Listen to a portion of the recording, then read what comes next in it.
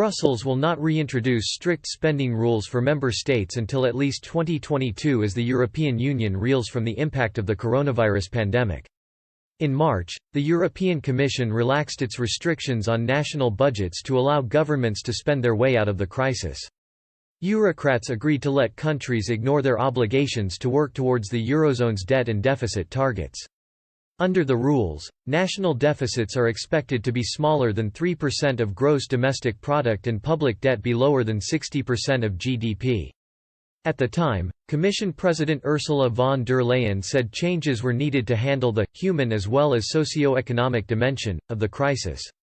Commission Vice President Valdis Dombrovskis said there would be a review of the rules in the autumn. But he claimed it was relatively safe to assume Brussels will not seek to reimpose the rules, because the crisis continues, uncertainty continues.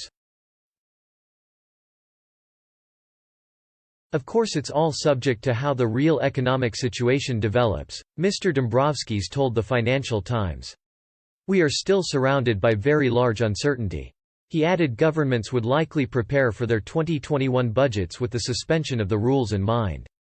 Mr. Dombrovskis also wants to undertake a policy review of the bloc's budget 108-page rulebook, which is deemed to be too complicated to effectively enforce.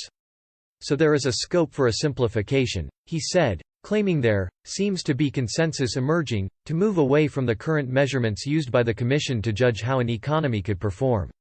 The Commission will reactivate its escape clause when the condition of severe economic downturn is not in place anymore, Mr. Dombrovskis added. We will have a review of this among other things in spring 2021. Last month Brussels lowered its growth forecasts for the bloc's economy, warning people to expect a slower than anticipated recovery from the downturn caused by the pandemic.